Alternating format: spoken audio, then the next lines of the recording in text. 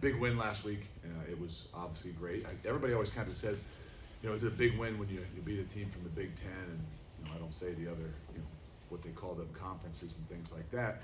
And yes, but I don't think that our program and our team looks at it like that.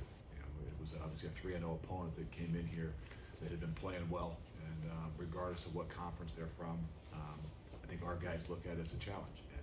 Any win is a big win, but I think when you're playing a 3-0 team, I think it's great. I also love the fact that when you're playing teams within your region, it even means a little bit more. 81% of our guys are from a 300-mile radius, so they know a lot about those teams within that region. So we got a lot of guys from Indiana, and so when you have those kinds of things, I think it even means a little bit more, regardless of what conference they're from.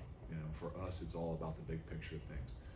So that's first and foremost. I think that I thought it was an awesome atmosphere.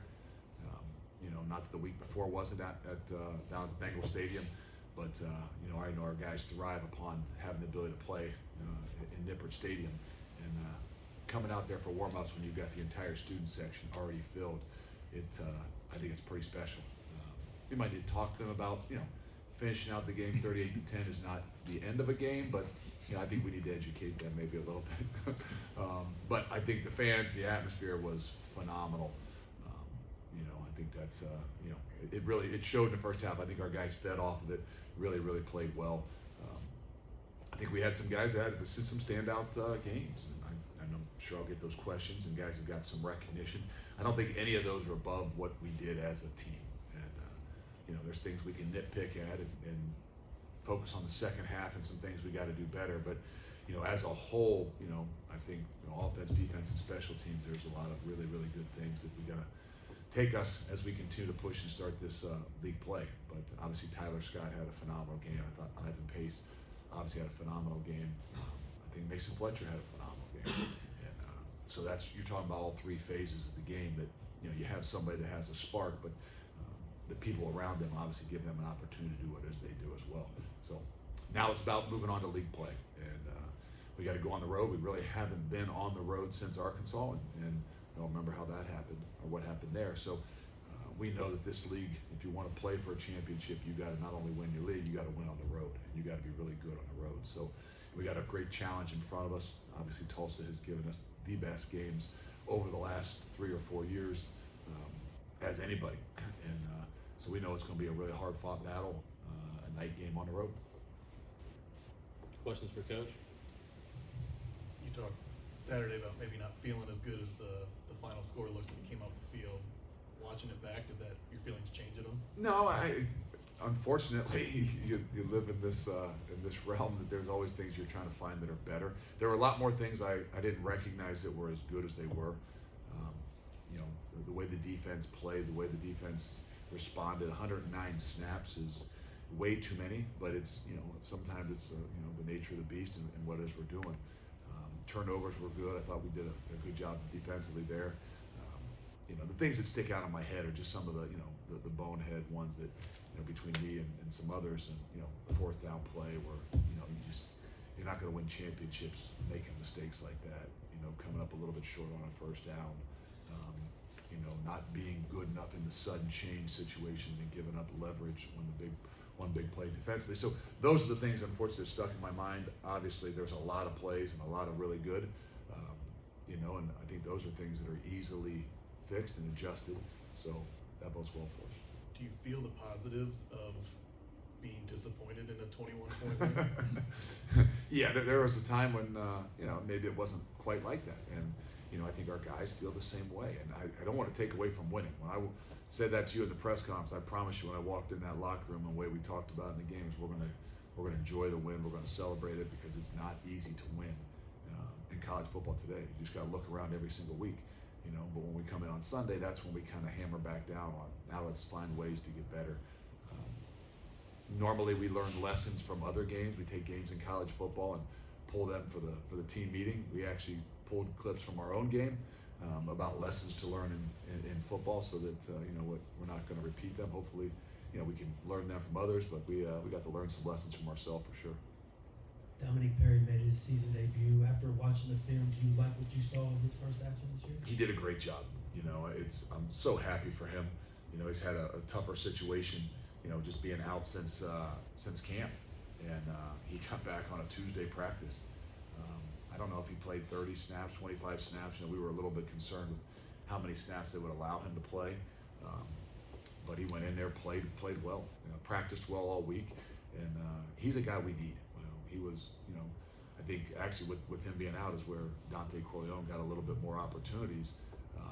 You know, but with him coming back, we'll actually be able to spread the wealth a little bit more, play those guys maybe even some less, and be able to move Dom around. He's a guy that can fill in, I think, can play a 5 technique as well as a nose guard. You mentioned some of those clips, lessons. What were the things specifically that you looked at to try and take from that game? Well, as coaching staff, you know, you sit there and evaluate, you know, the 2-minute situation before the end of half. You know, that's not one I showed the kids, but, you know, if we're in that situation, you know, there's a balance there. Like, how much do you want to be aggressive? How much do you want to say, okay, you know, let's you know, let's don't tank it in and go to the second half. So as a coach, you know, you're always trying to evaluate those situations. That was one for me. And then the 4th down play, you know, when you've got something, you know, again, we snap the ball because we feel like a guy moves. We feel like we've got an opportunity to take the shot because it's an offsides. But in those situations, if in doubt, you can't. It has to be pretty egregious. But that's also a situation for a coach when you say, okay, maybe this isn't the right time to do this, you know, in the midst of where the game is and the score and things like that. So, you know, when I show these clips, we're not only showing them for the kids, we're showing them for the coach in the back of the room and the coach in the front of the room. And then a slide. You know, I think that there's a great learning lesson there for all, because I'm not sure we all understand that when the clock's not under 2 minutes in college football, it really doesn't stop. So for Ben to be able to run himself out of bounds and get the first down, you know, it's not like we're saving time. This is the NFL where you got to stay in bounds and slide and do those things.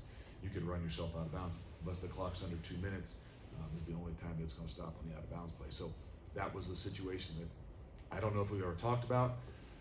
I know Ben didn't know it at the time, meaning that like in the split second, but those are things that are very critical, and you know, we got to learn them with positives behind it, meaning obviously you win the football game.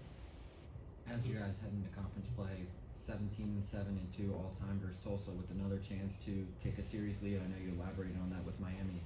What does that feel like with this opportunity to regain that lead in this series again? I know nothing about the series, to be honest with you, and that's no disrespect. That just, I know what we've played the last 3 times we played them, and whatever it's been before that, it doesn't matter. I know the last 3 have been as tough a football game as we've had in the last 3 years, and you know, every game is itself. You know, rivalry games are different. You keep track, you keep some of those history of things. I think these games are ones where you just say, hey, man, don't look how they played 3 years ago, look how they played 2 years ago, look how they played last year. You know, obviously they're a very good football team, but they're obviously even different when they've played us. And so, regardless of what the history is, we haven't played them on the road, and that's a big deal as well. This program, Luke, obviously has ascended to national prominence here the last couple of years. So I'm curious how much you still value conference championships, being the best team in the conference, even though the program's kind of taken itself to another level. That's the only goal we have. You know, we don't talk a whole lot about goals. We talk about objectives within our program, but we have one goal. And every year the goal was to play for a championship. And that's the only way you do that is by winning whatever conference you're in. You know, it won't change next year when we're in a different conference. The number one objective will be to play for a championship, and you've got to win in your conference to do that. And we walk into camp, we talk about goals the very first day, and that's it. And our guys understand that. You know, the first 4 games are not preseason like they are in the NFL or something like that, but in some ways, you know, for who we are and what we want, in some ways they are a little bit more of a preseason situation. Obviously we've changed because, you know, we've been fortunate enough to, you know, be in the mix in a lot of other things because of the way our guys have played the last 3 years. So those games before the league starts maybe mean a little bit more, but you know, it hasn't changed the way that we've attacked this thing, and the conference is the most important thing that we do. Are you running out of things to say about Ivan Pace at this point? Yeah, at some point we'll let him talk for himself. I think he did after the game, and brought him up there after the game in front of the team, and he didn't really want to say anything. At times, you know, a man of few words. But I think that the crazy thing is there's still a lot more for him to grow to do. And that's what's so exciting about what it is that's going on, you know. He understands what it is that we're doing. I think he's each and every week grasping a little bit more of, you know, what it is that's around him. And so what we need, he's a great player. He's very instinctual. He's going to make a lot of plays for us. Our job is to continue to do what we've done, find ways to get better, but also have him grow in what it is that he does. And understanding, you know, the bigger picture of things is where we still got to challenge him, and where he's going to continue to grow, because he's got a bright future in football. And the unique thing is no matter what system you're in now, at some point in time you're going to be in a different system, and what we've got to do is continue to challenge you, you know, in different ways to grow, and not just rely upon your instincts. And sometimes that's even harder on a guy that's very instinctual, that's playing really well. They can get into that comfort level of saying, well, I'm gonna instinctually play. And so we got to have a balance to continue to push him and challenge him, to grow him, and to make him do some other things.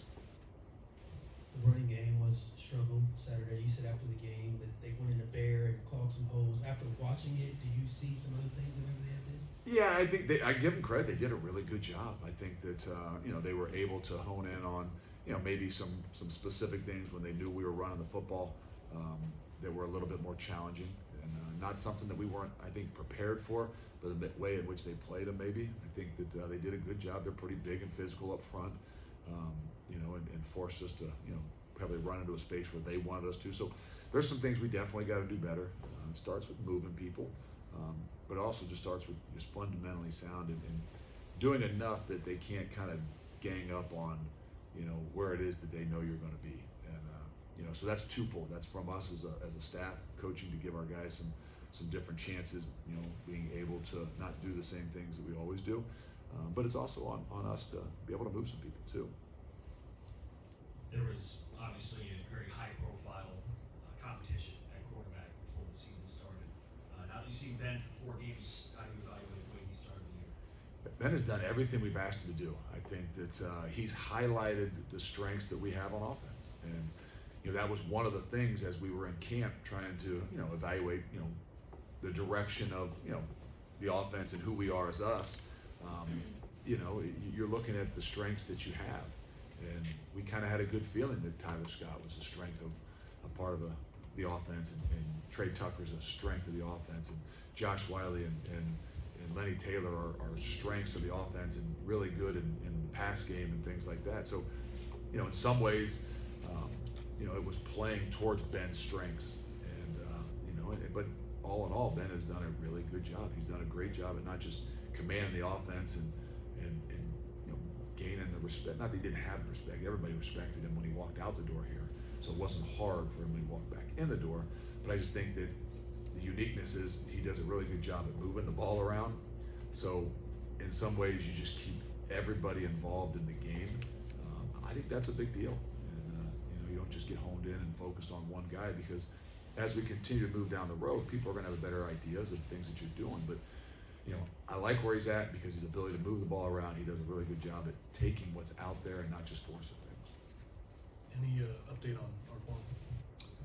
Nope. We'll find out today. I mean, I think he'll give us a little something today, and then we'll see how he progresses throughout the entire week. And I thought at one time maybe he would come back in the game last week. I don't know that he could have. I'm not sure. The situation of it, he probably wasn't going to. But not a long-term season. No. Predicted. No. In the recent years, Tulsa has been a very run-heavy offense, especially against you guys. It seemed like they're throwing the ball around the yard. How much is playing against Indiana going to help you guys this week?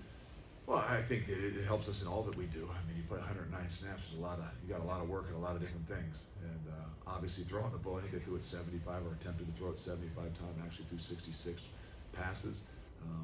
You know, and I think the best thing about Tulsa is their balance. I know people say they're number 4 in the country in passing and top, you know, in total offense and yardage and things like that. Where they've been so good, especially against us, is their balance. You know, they can and they do throw the ball really well, but they run the ball. They ran for 265 yards last week. You know, last year against us, they rushed for over 200 yards. The year before that was really close to that as well. So You know, I think that what they do well, and it comes down to balance. Justin? Eric Phillips kind of stepped into that starting role with Malik out. You guys, you know, were expecting him to be a rotation player this year, but what have you seen maybe those first 2 weeks get more snaps? I think going into the season, he was the fourth guy that we saw as a starter, and you know, he had kind of earned that, you know, play hard reputation that you know, if we say you only play with 3 guys, we have 4 starters. That's, you know, and then we had to find out and develop some of those other guys to see were they legitimate, you know, starters. Are we going to really be able to play balanced 6 guys or 7 guys? But then obviously with what happened with Malik, he was kind of forced into, you know, what we thought was maybe a 50% of the time role to maybe a 65% of the time role, and he's done a great job. I think that you know, he'll continue to get better, he'll continue to get stronger and understand what it is we're doing. But we've got to do a really good job, even though those guys, him and Jabari and those guys will play really well. We've got to continue to make sure that we're keeping them. I mean, nobody on the up front can play 109 snaps, and we don't expect them to. But to play 65 or 70 snaps is, you know, in our vision, probably too much too. So, you know, when those guys start to play better, we did this in year 2 with Cortez. We said we were going to only keep him at like 45 to 50 plays a game, and we did that through like the first 6 or 7 games.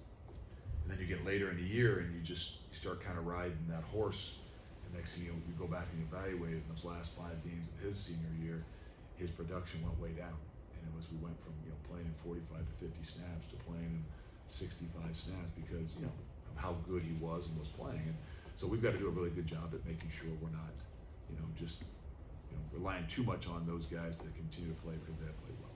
Is Eric one of those guys you can hold up for younger guys? An example, like 4th-year guy wasn't even starting technically to begin the year, but There's so many examples of those things. That's the beauty of having a program and been in it for 6 years, but it's really the beauty of having guys that have stuck it out. You know, that's the hard thing with what you see around college football. You know, it's more difficult. There's a lot more opportunities for guys, meaning that, you know, the grass is greener.